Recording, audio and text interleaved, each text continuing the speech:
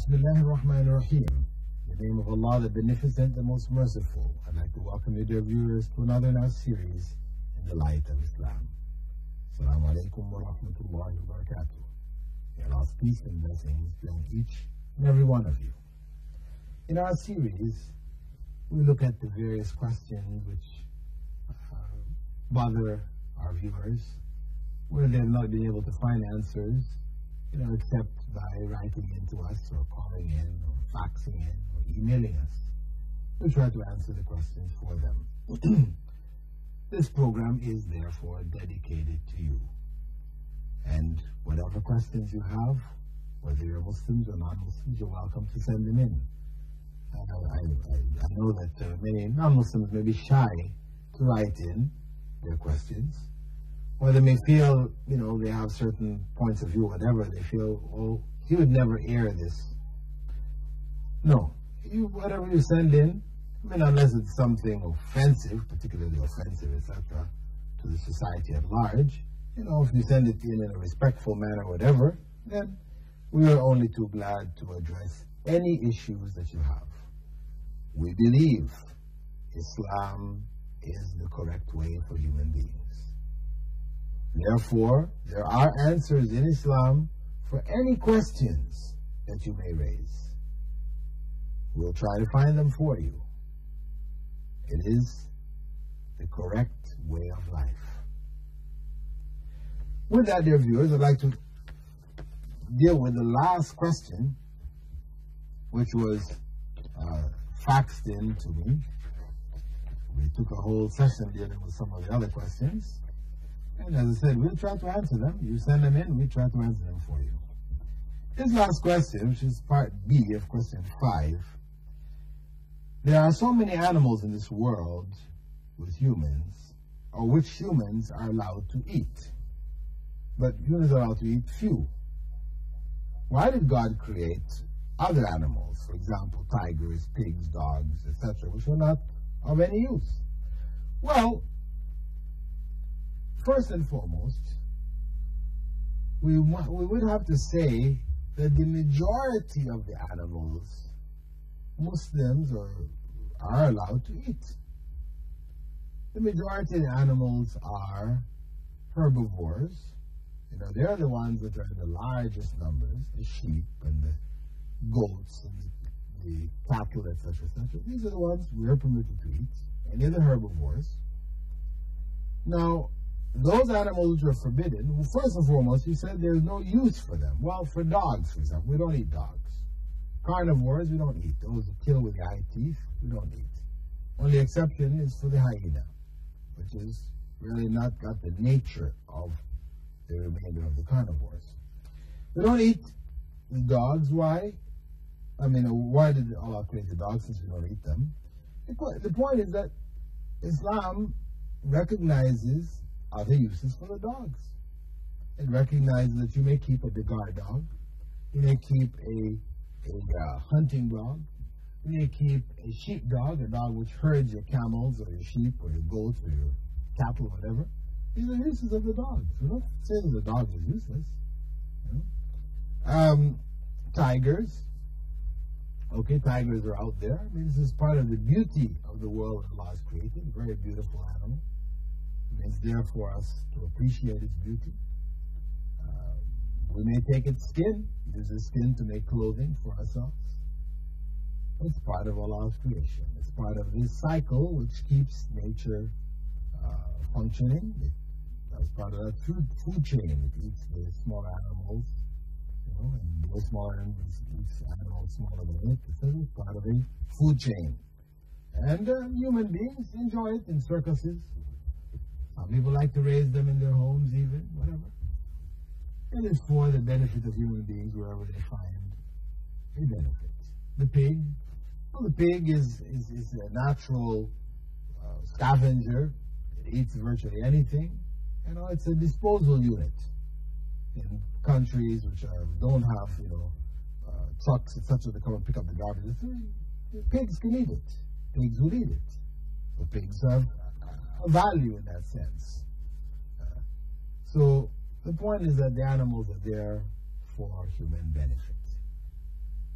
those that we can't see any benefit in, they benefit the overall balance of quote-unquote nature around us. Okay, next I would like to look at another series of questions. We have a Sudanese girl by the name of Hiba in Sharjah. She's written in a list of 7 major questions with parts. Unfortunately, we won't be able to answer all of them in this segment, but we'll try to answer some. Dear Dr. Bilal, my name is Hiba Rashid, and I'm a 17-year-old Sudanese girl. Firstly, I would like to take this opportunity to tell you how much I admire your programs, discussions, and the lectures you give on Islam. They're very persuasive and interesting. Thank you. I'm very proud of you, and I wish you all the best. Please keep up the good work.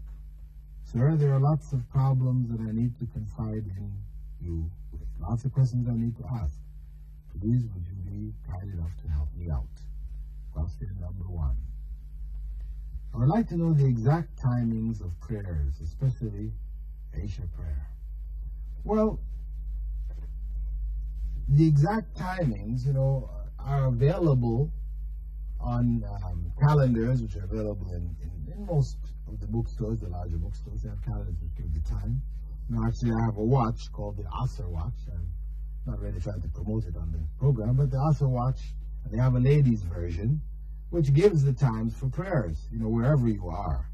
You can ask it to display the prayers, for example. So it tells you that Fajr is at 4:52, the sunrise at 6:16, 12:24 is Dhuhr, 3:52 is Asr, Maghrib is 6:32, and Isha is 8:02. These are the times. There are a variety of different ways we can get the times. In any case, for Isha prayer, it's within an hour, hour and a half after Maghrib, which is the setting of the sun. And it extends until Fajr prayer. However, the preferable time to pray the Isha or the night prayer is before the middle of the night. And we calculate the middle of the night, not 12 midnight, we call it midnight, but in fact from the Islamic perspective, it's not considered to be the middle of the night. Middle of the night is midway between sunset, right, and dawn. So if we said that the sun sets, for example, just to keep it simple, at 6 o'clock, actually setting it around 6:20 sometimes. But if we say it's 6 o'clock, and the dawn is at 5 o'clock, then it means that there are 11 hours of night. That is from 6 o'clock sunset till 5 o'clock sunrise. That's 11 hours. So the middle of the night would be 5.5 hours after the setting of the sun. So that would then make it 11:30. But it's preferable to make the Isha prayer before 11:30. Is it okay if I do Isha prayer at 2 a.m. in the morning?